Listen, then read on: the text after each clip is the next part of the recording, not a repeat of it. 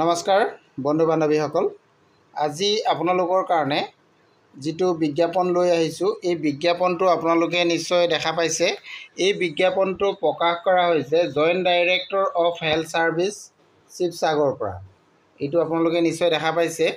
এতিয়া আমি আহোঁ এই পদখিনিৰ কাৰণে আপোনালোকে কেনেধৰণে আবেদন কৰিব। ইয়াত আবেদন কৰিবলৈ হ'লে আপোনালোকে এখন ষ্টেণ্ডাৰ্ড ফৰ্ম ল'ব লাগিব। আসাম গেজেট পাৰ্ট 9ৰ যিখন আপোনালোকৰ ষ্টেণ্ডাৰ্ড ফৰ্ম, এই ষ্টেণ্ডাৰ্ড ফৰ্মখন ফিল-আপ কৰি আপোনালোকে জমা দিব লাগিব। আৰু ইয়াৰ যিটো ইণ্টাৰভিউ হ'ব, ৱৰ্ক ইন ইণ্টাৰভিউ, এই ইণ্টাৰভিউটো আপোনালোকৰ হ'ব 22, 23 আৰু 24 ছেপ্টেম্বৰ 2025 তাৰিখে 10 বজাত। গতিকে আপোনালোকে ইণ্টাৰভিউ হলত যেতিয়া যাব তেতিয়া আপোনালোকে ষ্টেণ্ডাৰ্ড ফৰ্মত ফিল-আপ কৰি তাৰ লগত আপোনালোকৰ যাৱতীয় নথিপত্ৰসমূহ লগত লৈ আপোনালোকে যাব লাগিব। এতিয়া আপুনি চাওক যে আপোনাৰ যিখিনি পদ আছে, ইয়াতে পদসমূহৰ বিষয়ে মই আপোনালোকক জনাইছোঁ। পদসমূহ আপোনালোকে চাওক। প্ৰথম যিটো পদ আছে এই পদটো হৈছে ষ্টাফ নাৰ্ছ। ষ্টাফ নাৰ্ছৰ 10টা পদ আছে, এইটো আপোনালোকে দেখিছে। আৰু এই ষ্টাফ নাৰ্ছৰ পদটোৰ কাৰণে আপোনালোকে আবেদন কৰিবলৈ হ'লে GNM পাছ হ'ব লাগিব গভৰ্ণমেণ্ট ৰিকগনাইজ ইনষ্টিটিউটৰ পৰা। আৰু লগতে 5 বছৰ আপোনালোকৰ ইয়াতে এক্সপিৰিয়েঞ্চ বিচৰা হৈছে। এইটো আপোনালোকৰ GNM নাৰ্ছৰ কোৰ্চৰ কাৰণে, ষ্টাফ নাৰ্ছৰ পদৰ কাৰণে। আৰু ইয়াত এই নাৰ্ছৰ যিটো পদ, এই পদটোৰ কাৰণে আপোনালোকৰ বয়সটো বিচৰা হৈছে 18 পৰা 45 বছৰ। আৰু ইয়াতে আপোনালোকৰ যিটো দৰমহা দিয়া হ'ব, দৰমহাটো 16,000 টকা, এইটো ফিক্স পে' দিয়া হ'ব। এইটো 1 নম্বৰ পদটো আছিল। 2 নম্বৰ পদটো আপোনালোকে যদি চাই, টেকনিচিয়ান অৰ্থাৎ লেবৰেটৰী টেকনিচিয়ানৰ পদ। লেবৰেটৰী টেকনিচিয়ানৰ পদ আছে আপোনালোকৰ ইয়াতে 2টা। আৰু এই পদটোৰ কাৰণে আপোনালোকৰ কোৱালিফিকেশ্যন বিচৰা হৈছে diploma in laboratory technician from government recognise institute. Government recognise ইনষ্টিটিউটৰ পৰা আপোনালোকে লেবৰেটৰী টেকনিচিয়ানৰ ডিপ্ল'মা ল'ব লাগিব। আৰু তাৰ লগতে আপোনালোকৰ 5 বছৰ এক্সপিৰিয়েঞ্চ ইয়াতে বিচৰা হৈছে। আৰু বয়সটো আপোনালোকৰ 18 পৰা 45 বছৰ লাগিব। আৰু ইয়াৰ দৰমহাটো আপোনালোকৰ হ'ব 15,000 টকা ফিক্স পে'।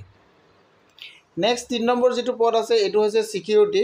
ছিকিউৰিটি পদ আছে আপোনালোকৰ 4টা। আৰু এই ছিকিউৰিটি পদটোৰ কাৰণে আপোনালোকৰ SSLC পাছ হ'ব লাগিব, অৰ্থাৎ আপোনালোকে মেট্ৰিক পাছ হ'ব লাগিব। আৰু 5 বছৰ এক্সপিৰিয়েঞ্চ আপোনালোকৰ ছিকিউৰিটি গাৰ্ড কৰা এক্সপিৰিয়েঞ্চ থাকিব লাগিব। আৰু ইয়াৰ কাৰণে দৰমহাটো হ'ব আপোনালোকৰ 8,000 টকা। নেক্সট আপোনালোকৰ 4 নম্বৰ যিটো পদ আছে এই পদটো হৈছে ইলেক্ট্ৰিচিয়ান। ইয়াৰে এটা পদ আছে ইলেক্ট্ৰিচিয়ানৰ। এই পদটোৰ কাৰণে আপোনালোকৰ ITI পাছ হ'ব লাগিব আৰু মিনিমাম 3 ইয়াৰ্ছ এক্সপিৰিয়েঞ্চ থাকিব লাগিব। দৰমহা হ'ব আপোনালোকৰ ইয়াতে এইটো 6,000 টকা। নেক্সট আছে ক্লিনাৰ। 5 নম্বৰ যিটো পদ, ক্লিনাৰ পদ আছে আপোনালোকৰ 7টা। এইটো পদৰ কাৰণে আপোনালোকৰ ক্লাছ 8 পাছ হ'ব লাগিব আৰু দৰমহাটো হ'ব 7,000 টকা।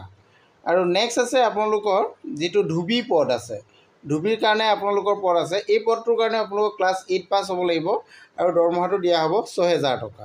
আৰু যিটো প্লাম্বাৰ পদ আছে, প্লাম্বাৰৰ পদ আছে আপোনালোকৰ এটা। এইটো কাৰণে আপোনালোকৰ ITI পাছ হ'ব লাগিব আৰু 3 বছৰ এক্সপিৰিয়েঞ্চ থাকিব লাগিব আৰু দৰমহা হ'ব আপোনালোকৰ 6,000 টকা। আৰু ৱাৰ্ড বয়ৰ কাৰণে আছে, ৱাৰ্ড বয় আছে আপোনালোকৰ 6টা পদ। এই ৱাৰ্ড বয়ৰ কাৰণেও আপোনালোকৰ ক্লাছ 8 পাছ হ'ব লাগিব আৰু 3 বছৰ এক্সপিৰিয়েঞ্চ ইয়াতে বিচৰা হৈছে। দৰমহাটো হ'ব আপোনালোকৰ 7,000 টকা।